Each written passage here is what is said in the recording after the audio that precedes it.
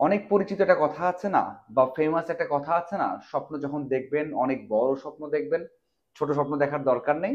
স্বপ্ন তো স্বপ্নই, সেদিক থেকে বড় স্বপ্ন দেখাই ভালো, এই কথা আমরা সবাই জানি। সেই কাজটাই বাংলাদেশ দল করছে, এবং শান্ত সেই কথাই বলেছেন যে বাংলাদেশ দল চ্যাম্পিয়ন্স ট্রফির শিরোপা জিততে চায়, বা শিরোপা জেতার জন্যই যাচ্ছে পাকিস্তান অথবা দুবাইয়ে। হ্যাঁ, এই কথা বলতেই পারেন, তবে বাস্তবতা কি বলছে?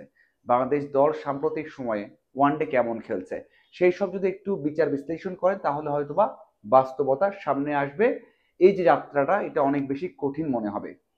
কারণ বাংলাদেশ দল যে সময় পার করছে ওয়ানডেতে, এটা গত 10 বছরে বাংলাদেশ দল এমন খারাপ সময় পার করেনি। বাংলাদেশ দল সব শেষ 6টা ওয়ানডে সিরিজের 5টাতেই হেরেছে, তার মধ্যে 2বার হেরেছে আফগানদের বিপক্ষে। হ্যাঁ, 2014 সালের পর এমন সময় আর যায়নি। 2014 সালের আগে, মানে 12, 13, 14, এই 3 বছর বাংলাদেশ সময় অনেক খারাপ সময় কাটিয়েছে। কিন্তু এরপর বাংলাদেশ দল 6টা সিরিজে যে 5টাতেই হারবে, এমন কখনো হয়নি। কখনো একটা হেরেছে, কখনো 2টা হেরেছে, কখনো টানা 5 অথবা 6টা জিতেছে। কিন্তু কখনোই এমন সময় যায়নি গেল 10 বছরে। তারপরেও বাংলাদেশ দল স্বপ্ন দেখছে যে চ্যাম্পিয়ন্স ট্রফিতে দারুণ কিছু বাংলাদেশ দল করবে, ট্রফিও জিততে পারে। এটা কি সত্যি সম্ভব? এছাড়া দেখুন, এশিয়া কাপে বাংলাদেশ দল ভালো করতে পারেনি। বিশ্বকাপে আইসিসির আরো একটা ইভেন্ট, সেখানে বাংলাদেশ দল 9 ম্যাচের মধ্যে 7টাতেই হেরেছে। আফগানদের হারিয়েছে, শ্রীলঙ্কাকে হারিয়েছে সেই দিল্লির মাঠে, যখন সাকিব আল হাসান ছিলেন, টাইম আউট হয়েছিলেন ম্যাথিউস সেই ম্যাচে।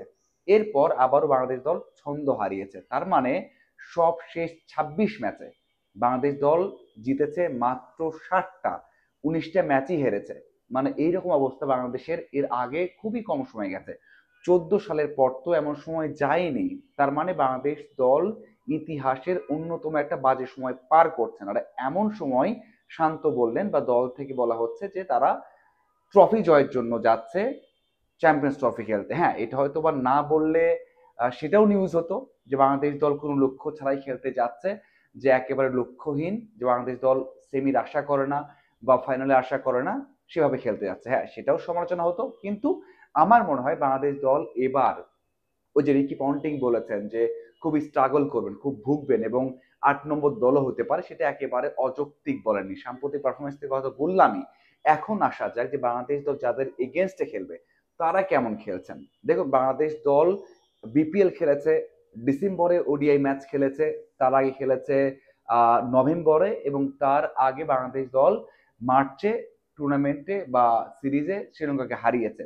এছাড়া কিন্তু খুব একটা ম্যাচ বাংলাদেশ দল খেলেনি। মানে নভেম্বরের পর বাংলাদেশ দল ওডিআই ম্যাচ খেলেনি। অন্যরা কি করছে? ভারত ইংল্যান্ডের এগেনস্টে ওডিআই সিরিজ খেললো, সেখানে নিউজিল্যান্ড ট্রাই নেশন খেলছে, পাকিস্তানের মাটিতে যেখানে খেলা হবে চ্যাম্পিয়ন্স ট্রফির, সেখানে পাকিস্তান খেলছে। তার মানে তাদের প্রিপারেশনটা বাংলাদেশের তুলনায় অনেক অনেক অনেক ভালো হচ্ছে। তাদের তারকা খ্যাতি, তাদের ব্যালেন্স তিনটা দলের অন্যরকম। তো সেই জায়গাতে প্রথম যে বাংলাদেশ দল 3টে ম্যাচ খেলবে, 3 ম্যাচে বাংলাদেশ দল কতটা কঠিন সময় পার করবে সেটা কিন্তু আমরা বলতেই পারি। এবং একটা ম্যাচ জিতবে, সে আত্মবিশ্বাস নিয়েও আপনি আমি কেউই বলতে পারবো না, কারণ সেই 3টে দল খুবই স্ট্রং। তাদের প্রিপারেশনটাও স্ট্রং হচ্ছে, তারা ওয়েদার কন্ডিশনের সাথে মানিয়ে নিচ্ছে, তারা খেলছে স্ট্রং টিমের সাথে। বাংলাদেশ বিপিএল খেলেছে, বিপিএল এ আবার খুব বেশি বিদেশি তারকা, খুব বেশি ভালো বোলারকে ফেস করা, খুব বেশি ভালো ব্যাটারকে ফেস করা, সেটা কিন্তু করতে হয়নি। সেই তুলনায় বাংলাদেশের প্রিপারেশন, বাংলাদেশের সাম্প্রতিক পারফরমেন্স, বাংলাদেশের আহ, অতীত ইতিহাস সবকিছুই বলে বাংলাদেশ একটা খারাপ সময় পার করতে পারে এবারের সিরিজে বা এবারের আসরে। এবং বাংলাদেশের যে কম্বিনেশনটা আছে, যারা বিপিএল খেলেছেন তাদের মধ্যে কিন্তু খুব বেশি কেউ ধারাবাহিকভাবে খেলতে পারেননি। সেই দিক থেকে আমি বলবো বাংলাদেশ দল অনেক কঠিন একটা সময় পার করতে যাচ্ছে এবারে আসরে। এবং বাংলাদেশ দল ওই যে 8 নম্বর দল হবে পন্টিং বলেছেন, সেটাও হতে পারে, অথবা 7 নম্বর টিমও হতে পারে।